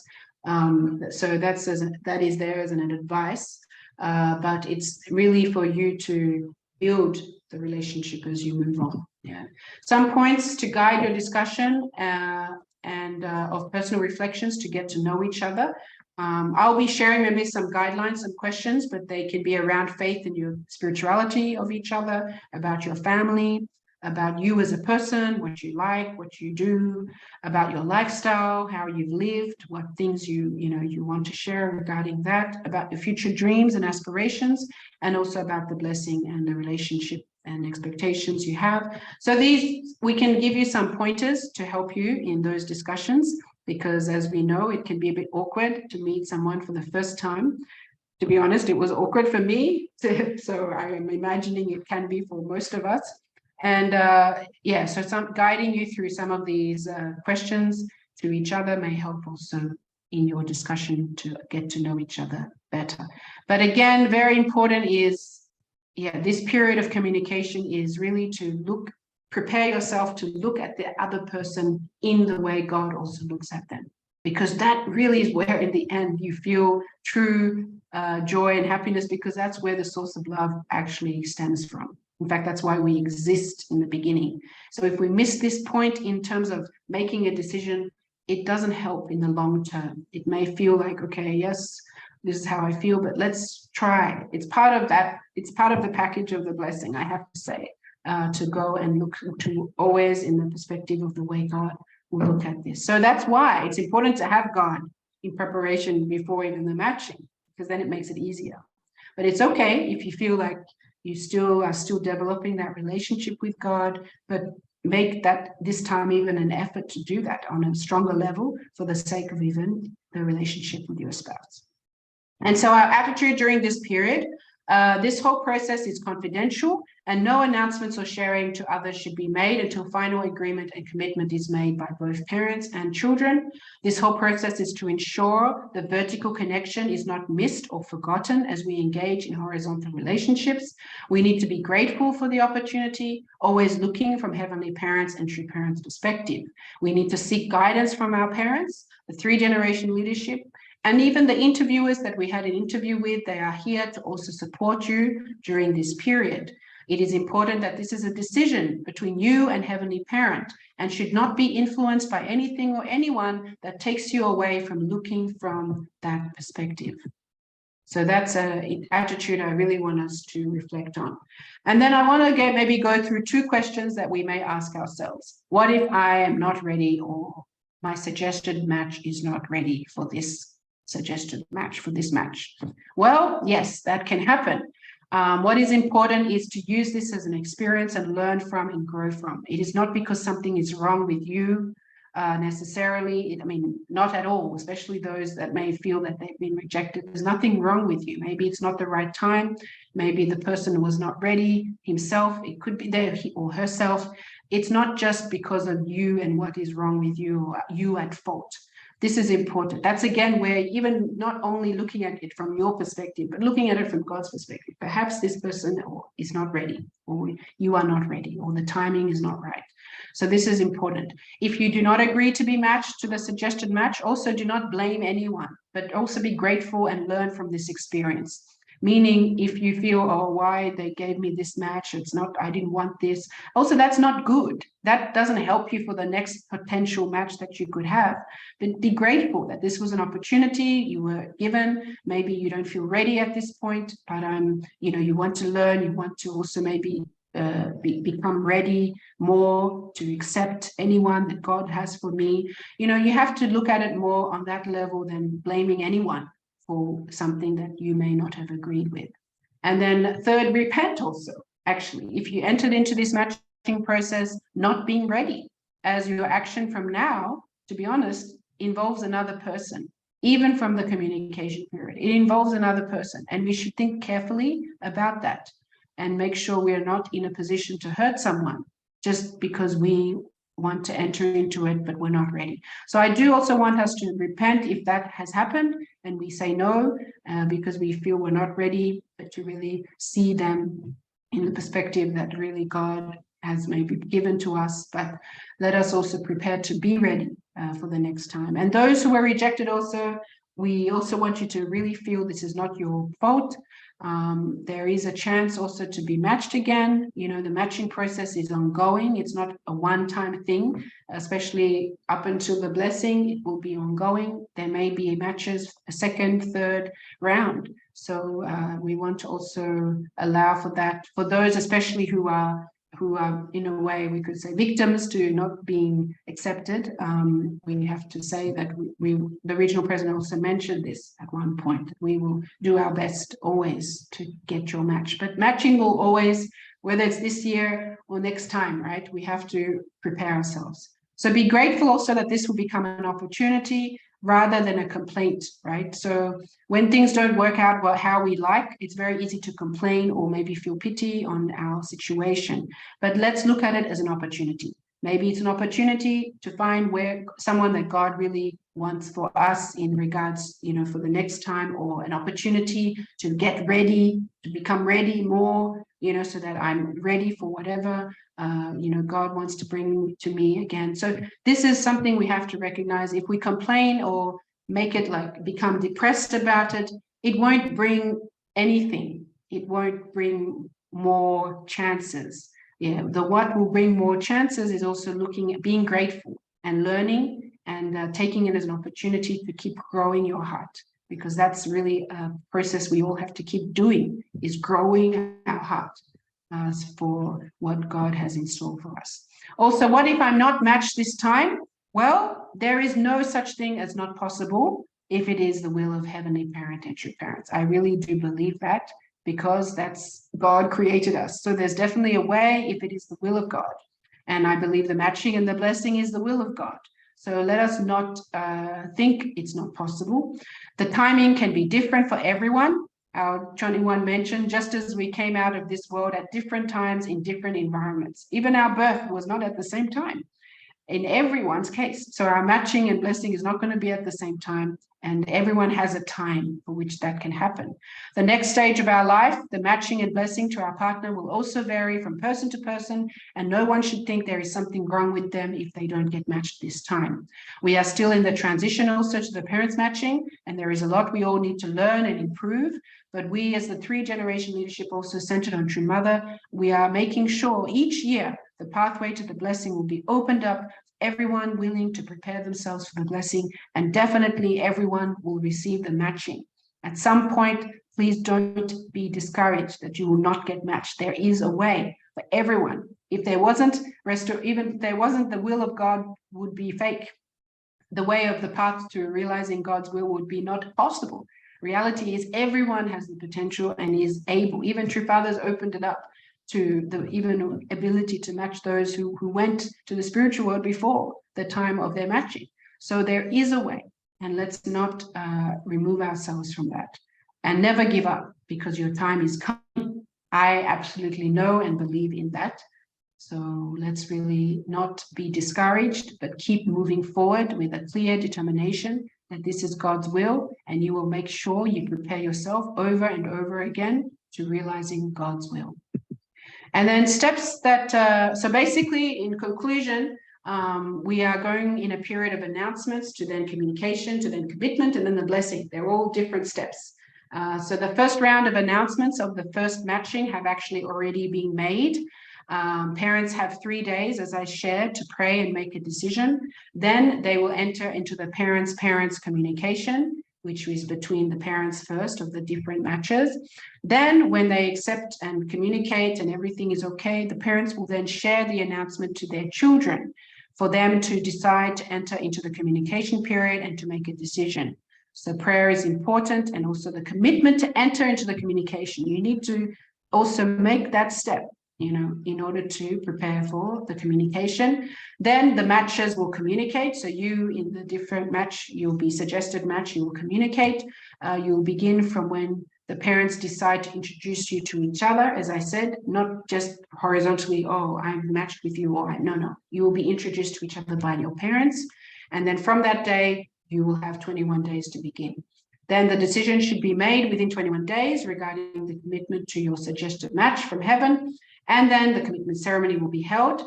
And then, of course, blessing education and blessing preparation also will be given. So this is the steps. We are already in the step 1, which is announcement to the first group of matching. But as I said, there will probably be another and possibly even a third round. So don't be discouraged if you haven't been receiving the call yet, or your parents not yet. But it's okay. As we said, there is always a way, and you will get matched, whether it is this time or next time. You will all be matched if you are willing and preparing yourself in that direction. So that's how I will be ending my sharing. I believe it is a bit long because I presented 2 things, but I hope you were able to get a full understanding of what's happening, what's going to happen, but also what is your attitude and preparation for those who are going to enter into communication, for those who may not enter into communication yet. Let us really keep going, supporting each other. As one big family, really, we are here to really deepen our relationship with God and True Parents through these process of also now meeting our future and coming spouse. So that's how I will end. We will have time for question and answers, but I believe we won't have ability to answer all your questions, because I think there are many, many questions that you may have. So what I wanted to recommend is that you put the questions also in the chat, and we'll maybe clear questions. Maybe we will make a sheet of maybe a question answer sheet that we will send out to the youth leaders to send out to you and to the parents also. So that may help, because I feel there may be some questions that we can't completely fully answer at this point, meaning there's not enough time to go through everything. But yes, thank you. And that's how I will be finishing. Thank you very much. Wow.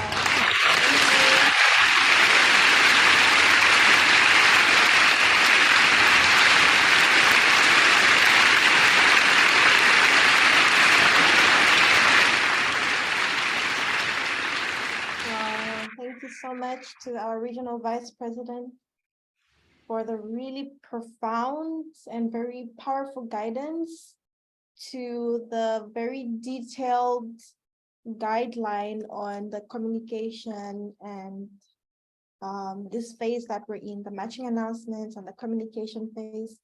We are truly so grateful for your heart and love and investment to really make this happen for all of our brothers and sisters. So again, let us give another round of applause for our regional vice president.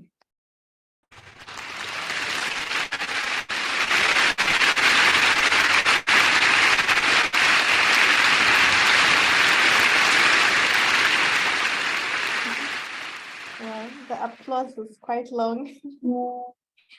Okay, so now we are going into our Q&A session. So we will take maximum 3 questions. So now this is a moment for you to get clarity based on what we have received today from the guidance and also the guidelines on the communication and the matching announcements. So this is your moment. Please ask your questions, if we have any.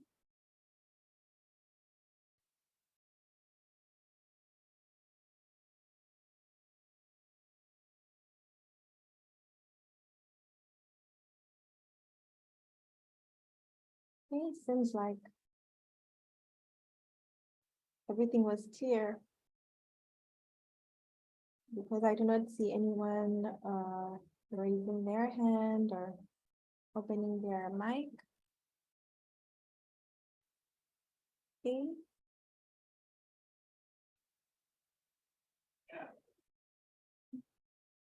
So don't feel shy, our brothers and sisters, to ask, so that everything can be clear for you.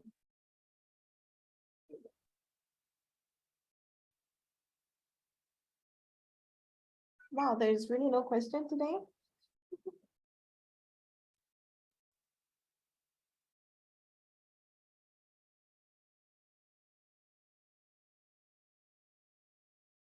You can also type the question in the chat.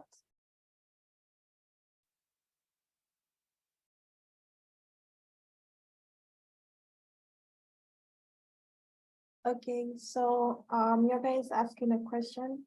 How long is a communication between the parents? So this is our first question. Okay. Yes. Actually, there's no time limit. We're not really expecting it to be too long, because even to enter into the communication with the parents, they both in a way agreed to meet, and because they agreed to the match or suggested match. However, of course, if they meet and they feel certain things, they can decide when they want to share to the children, but it should just be the next day or even the same day of their introducing to each other and meeting each other. Yeah. Okay, thank you so much for the question and the answer. So if we have any other questions. Okay, we have a question in French.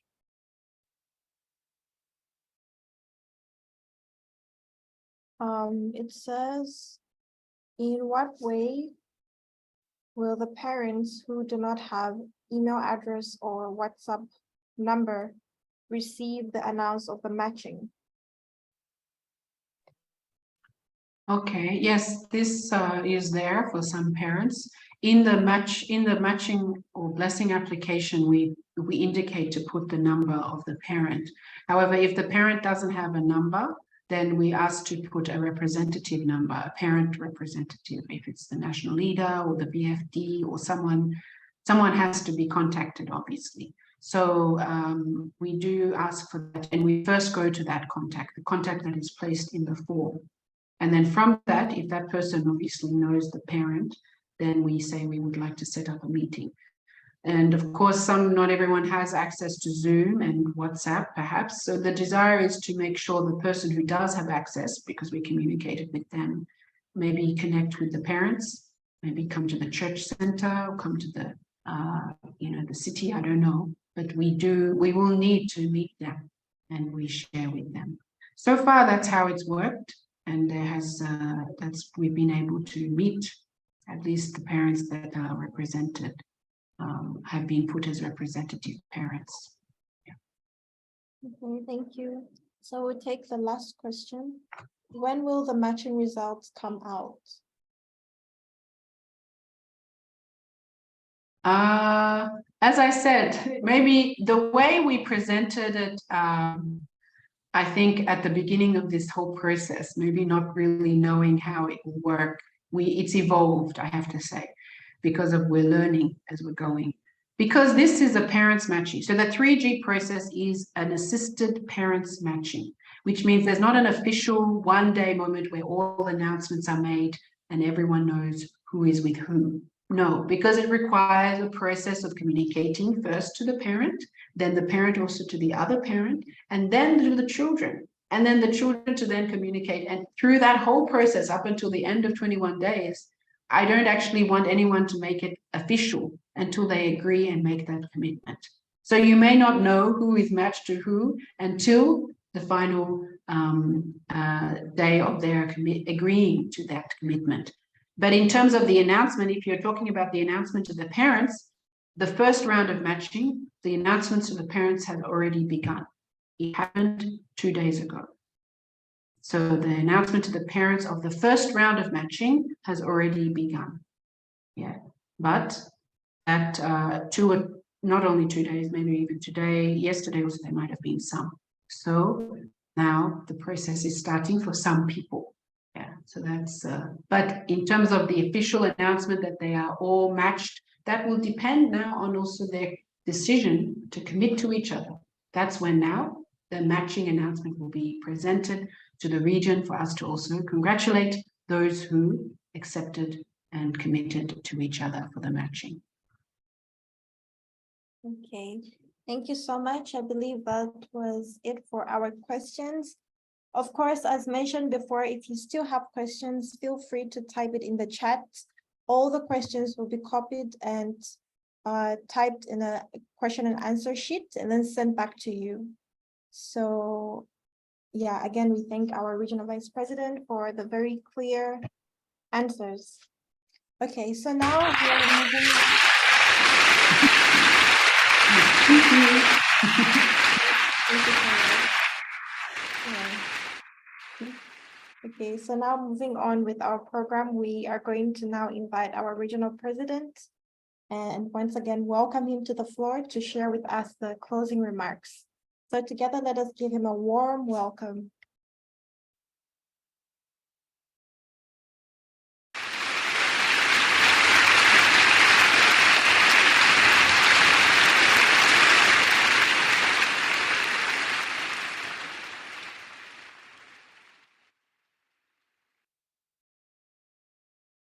Merci beaucoup.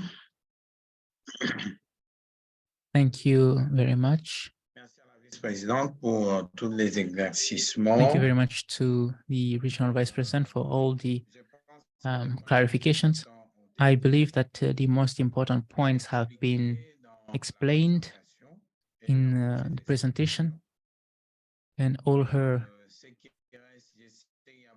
J'ai vu beaucoup de questions, ils ont de préoccupations. explanation. So I see many of the preoccupation if the parents don't have don't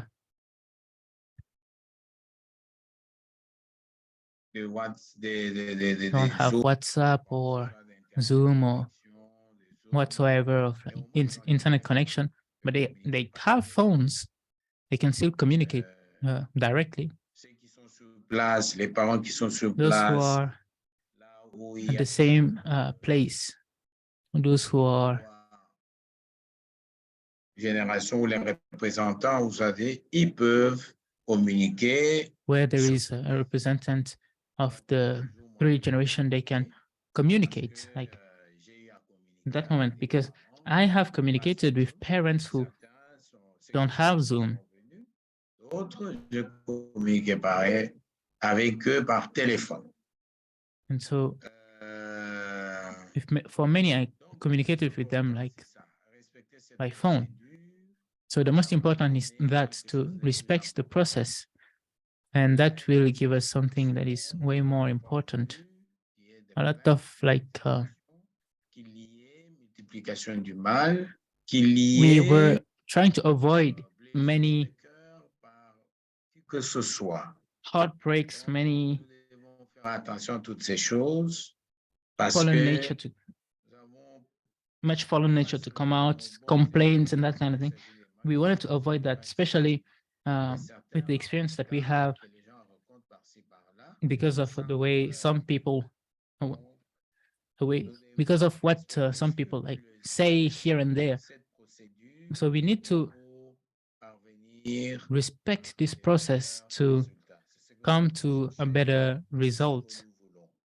That's what we looked for, and that's what we want. And so the communication between parents and those that are concerned, and the 3G, the communication between parents, the communications between the children. When there is an agreement, we receive a report and we prepare ourselves for what's to come. And so if they disagree, then it stops there. And we'll try to guide the one that was left. Donc, le processus s'arrête là-bas. Parce que ce sont des propositions qu'on n'a pas faites au hasard. C'est après des profondes prières. And so it's after a lot of prayers, after considering many criterias that these things should be done. So when you follow the process, when you follow the entire process, there won't be any problems. If you follow the advices for communication, there won't be problems. So if there is an issue in the communication or in interference during the communication, then there will be create like noise within the communication, which we don't want. And by interference, I mean someone speaking in this ear, someone murmuring here, the other one is whispering here. So to avoid that kind of thing, keep things between you. So if things did not work, for example, you stop there and life goes on. So once again, thank you very much for your attention.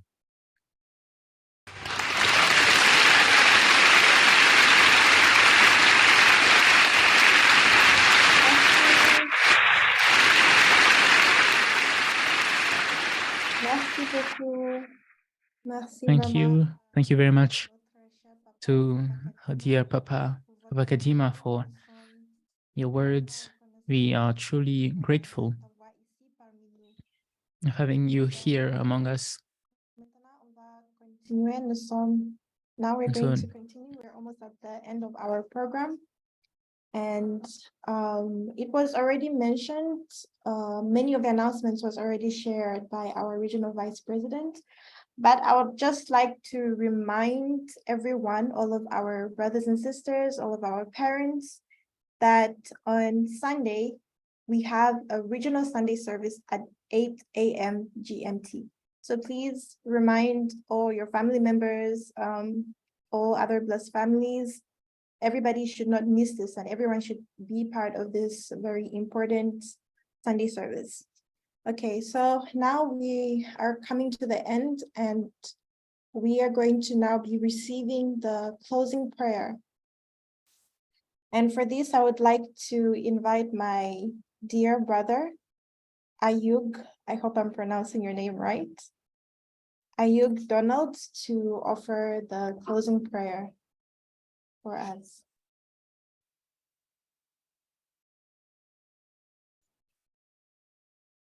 Okay. Let us pray. Good evening, our beloved heavenly parents, and our chief time. We are really grateful that we can all gather here this evening to hold this education session, this 3-generation education session, to really understand all the processes that has to be carried out during the matching process. Heavenly Parents, are really grateful for the education we've received today during this period. Heavenly Parents, this moment I want to pray that may you help us that we can become people who can embody your love, people who can have the right attitude towards your desire, people who can also help, who can really fix our mind towards your will. Thank you for everything you've done for us, Heavenly Parents. As we have really listened to this word, this moment, Heavenly Parents, I pray that may we really become people who can embody all these, Heavenly Parents, with the right mindset, Heavenly Parents. Thank you for everything. Thank you for your love. Thank you for your patience in us. You've been helping us to gather here this moment. I pray and all of this in my name. Ayub Donald, second generation from Ayub Donald Robert. I pray all of this, Jew. Jew. Thank you so much to my brother, Ayub Donald, for that beautiful prayer. So now we are at the end of our program, and we are going to offer a half bow to our Heavenly Parent and True Parents before we all say goodbye. Okay, so in front of our Heavenly Parent and True Parents, let us offer a bow of respect and gratitude. 천지인 참부모님께 현배, 바로 let us offer all glory and honor to our Heavenly Parent and True Parents. Okay, thank you so much.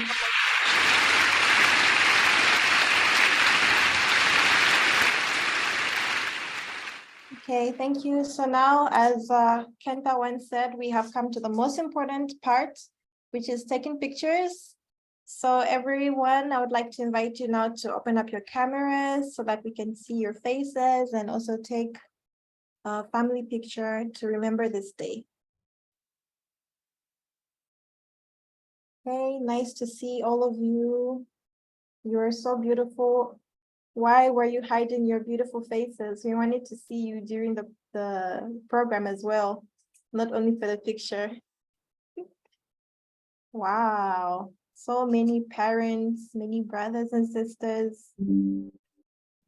Okay, so if everyone is ready, we are now going to take the picture. Okay, we're going to make the middle-sized heart. Okay, that's beautiful. Okay, so the tech team will scroll through and take pictures. So let's keep our smiles and hearts, and let us all say 사랑해요. Okay, I got muted by accident. Okay, on the count of 3. So 1, 2, 3. 사랑해요. Yes, beautiful hearts, beautiful smiles. Fakadima, very bright, and also Kamran with all his teeth out, beautiful. Godson and Kana, keep the hearts and the smiles. Great. Mama Teresa, thank you so much. Okay, I think our tech team managed to take the pictures since there are only 2 slides. 2 pages. Okay, thank you once again, everyone, and see you on Sunday. Please do not forget, do not miss, and have a beautiful, beautiful rest of your evening. Thank you. Thank you. Thank you, great MC. Thank you, everyone. Thank you, our beautiful regional vice president. Thank you. And the tech team, interpreters, thank you. Yes. Bye-bye. Lewin and Baba-san, thank you so much. Thank you. Okay, bye.